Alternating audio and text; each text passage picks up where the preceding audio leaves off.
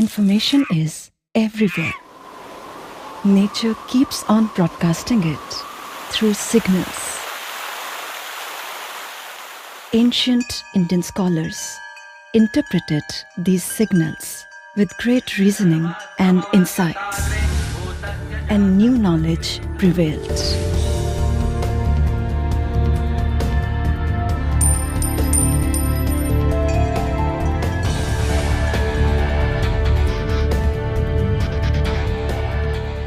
One of the most important breakthroughs of the time was the science of natural healing, Ayurveda.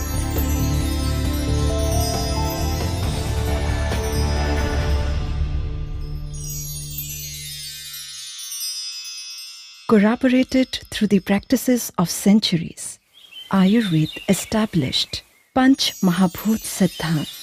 This grand unifying principle explains that everything in this universe is made of 5 basic elements: ether, air, fire, water, and earth, constituted in different proportions.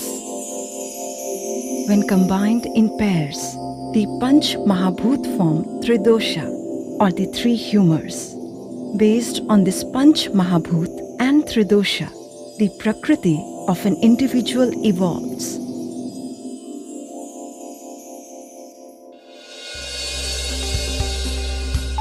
In modern scientific context, the premise of treating a physical disorder on the basis of Tridosha has found a very interesting correlation with genomics.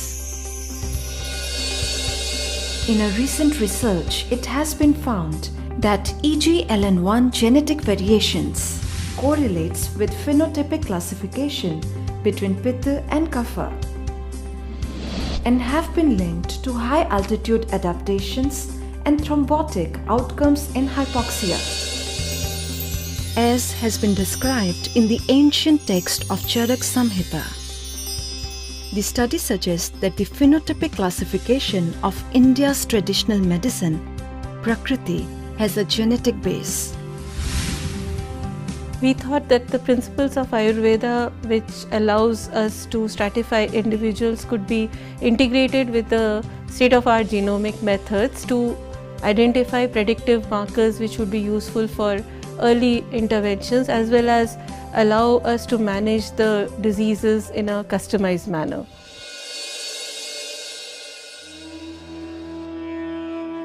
As a personalized medical practice, Ayurveda can easily identify, predict, and prevent a disease by implementing therapies like Panchakarma.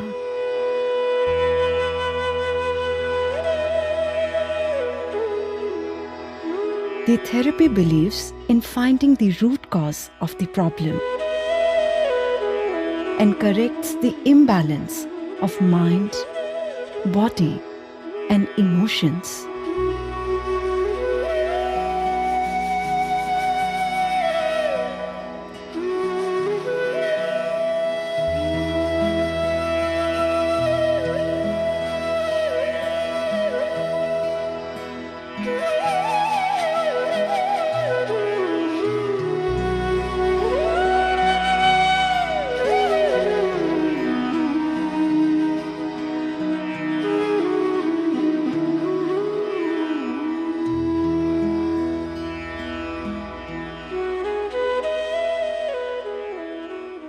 The research has shown that the medicine which is given through Nasya can actually cross the blood-brain barrier. I would say that this is a very advanced technique, because nowadays the research is going on to develop the nasal spray for the insulin. The 2 well-established processes of Ayurveda, Kasht Aushadhi, the pure herbal preparations,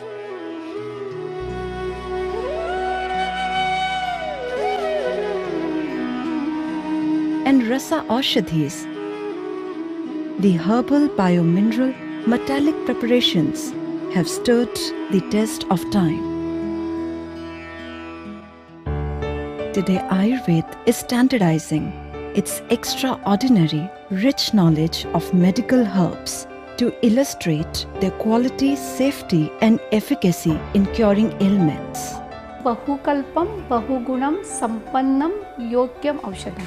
So all these parameters are really the basic protocol for standardization of medicine.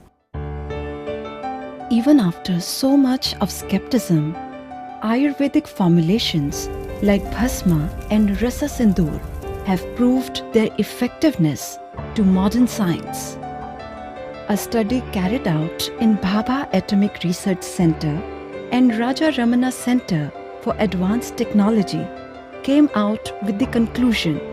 Our work not only helps to understand the non-toxicity of Rasa Sindoor, but also establishes the Ayurvedic synthesis method for a well-controlled end product. Another laboratory test of Rasa Sindoor on Drosophila showed that the larva fed with this mercuric preparation had better thermotolerance, improved size of salivary glands, improved fertility and increased lifespan. The usage of plant materials along with these minerals when it comes to Rasashastra, we understand the symbiosis and the strength of symbiosis between the plant materials and the minerals. Both are coming from the nature. They're not different. Herbomineral preparations are prescribed for certain disease condition but for a short duration of time in a controlled dosage. They are prescribed sometimes in a disease condition to achieve certain clinical endpoints. This is akin to the concept of biomarker-based drug delivery that is gaining importance in the modern era of medicine. Ayurveda has described this thousands of years back in the form of Chikitsa Sutra for different stages of disease for the personalized administration of medicine.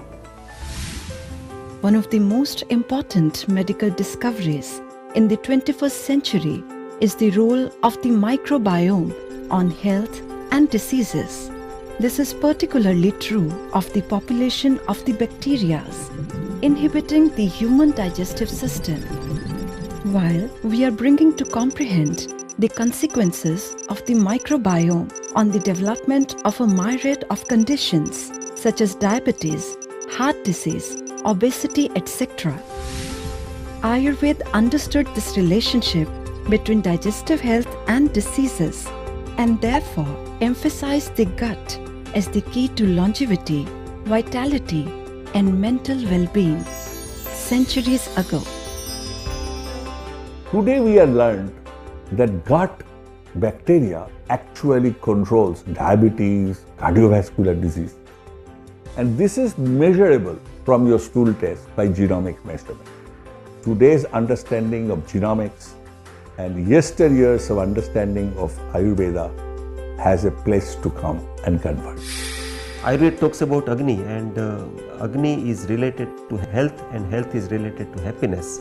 It is saying in Ayurveda that Sukha Sangyakam Arogyam Vikaro Dukham Evacha. From the health to happiness is a journey of an individual, and Ayurveda talks about that, Ayurveda practice about that, and that is the future. Today, Ayurveda is evolving and aligning itself to WHO mandates with its established, predictive, participatory and personalized approach. The Ministry of Ayush is endlessly endeavoring to spread this unique system of healing by creating a viable ecosystem. With its whole premise of constant search for truth and adopting innovations, Ayurveda is set to move forward as ever, as an ever-evolving science.